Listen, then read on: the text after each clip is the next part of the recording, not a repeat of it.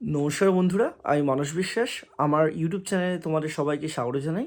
আশা করি তোমরা সবাই সুস্থ আছো এবং ভালো আছো। তা 2026-এ তোমরা অনেকেই ইউটিউবকে নিজের কেরিয়ার হিসাবে বা ইউটিউবকে নিজের প্যাশন হিসাবে বা হবি হিসাবে কিন্তু শুরু করতে চলেছো। তা তোমরা অনেকেই ইউটিউবে প্রথম ইউটিউব চ্যানেল শুরু করার প্রথমেই দেখতে চাও যে কিভাবে তোমরা ইউটিউবে গ্রো করবে।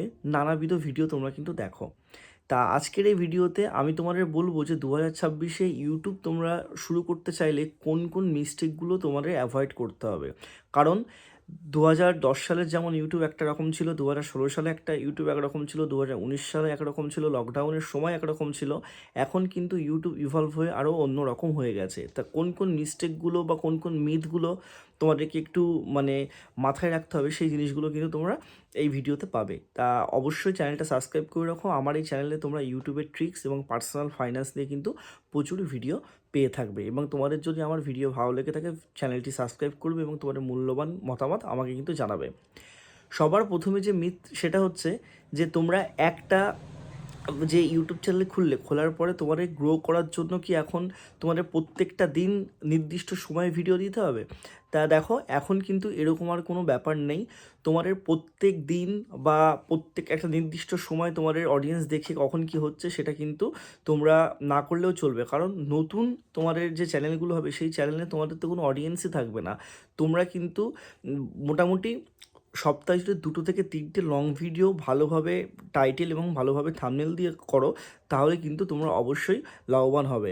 একটা কথা মাথায় রাখবে, ইউটিউব কিন্তু নিজে তাদের আপডেটে বলেছে যে এখন কিন্তু আর আগের মতো তোমাদের ট্যাগের কোনো গুরুত্ব নেই। আগে যেমন কি হতো যে অন্যের ট্যাগ ইউজ করে কেউ তোমাদের সেম টপিকে ভিডিও বানালো বা ট্রেন্ডিং টপিকে ভিডিও বানালে তাদের ভিডিওগুলো কিন্তু ভাইরাল হয়ে যেত, তারপর থেকে লোকে দেখতো। এখন কিন্তু সেই বিষয়টা আর নেই। এখন ইউটিউব নিজেই বলে দিয়েছে যে তোমার চ্যানেলে বা তোমাদের চ্যানেলে ভিডিও ভাইরাল হওয়ার জন্য কিন্তু ট্যাগের ভূমিকা একদম মিনিমাল। ঠিক আছে? তোমাদের সিটিআরকে মেনটেন করার জন্য এবং তোমাদের অডিয়েন্স রিটেনশনকে ভালো রাখার জন্য তোমাদের ভিডিওর কন্টেন্ট এবং তোমাদের থাম্বনেলটা ভালো রাখলেই হবে। এবং তোমাদের কিছু কিওয়ার্ড এবং কিছু তোমাদের যে টাইটেল, সেই টাইটেলটা অনুযায়ী তোমাদের কিন্তু সমস্ত কিছু করা হবে।